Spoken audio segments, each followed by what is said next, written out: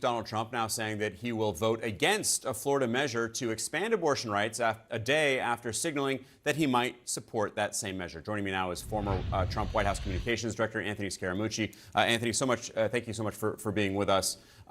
Despite saying a six-week abortion ban is too early, just yesterday Trump said that, he's now saying that he'll vote to keep one in place in Florida, which of course is his home state where he votes.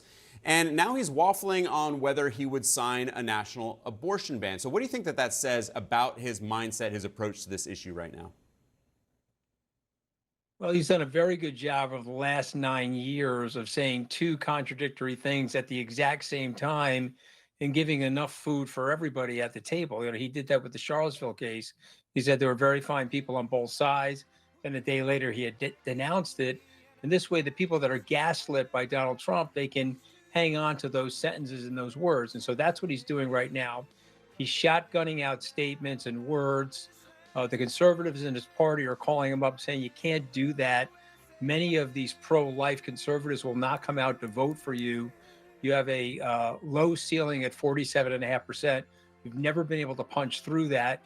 You need every one of these votes. And so he equivocates and goes back out there and says what he said today. But he's in trouble. He knows it. And the interesting conversation you guys are having before the break, it's going to be very hard for women, even conservative women, to give up their reproductive freedoms to J.D. Vance and Donald Trump. And he knows that. He's got very good political instincts.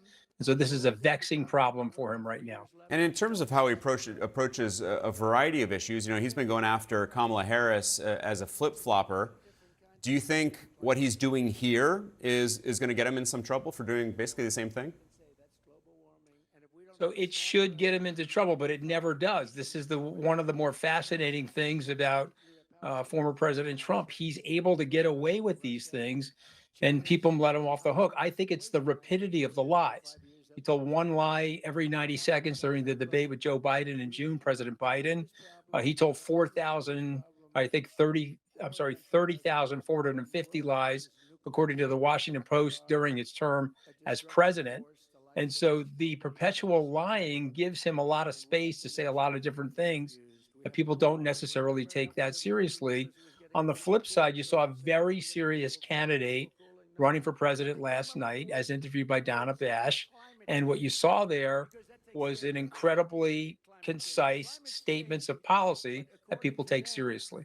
In terms of the landscape and the battleground states, there were some really interesting new numbers in a Fox News poll of the Sun Belt: Arizona, Georgia, Nevada, North Carolina, those swing states. They found Harris and Trump neck and neck in all four of those states, all within the margin of error.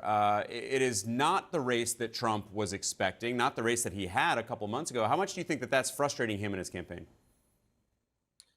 I think it's frustrating him, but if I was on the Harris side, though, I would tell them that he underpolls.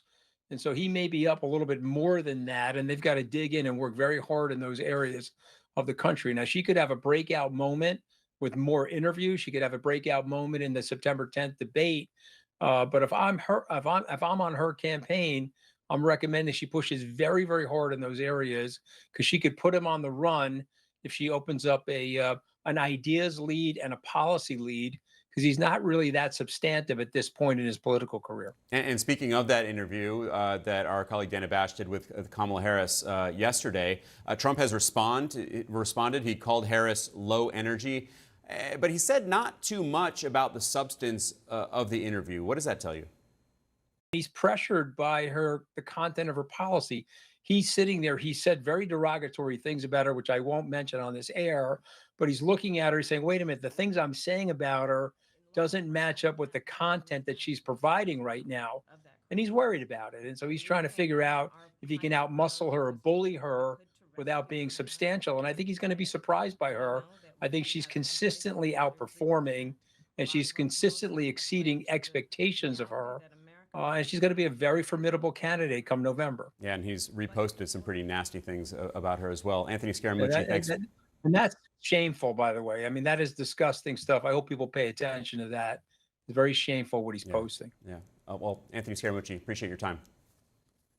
Thank you.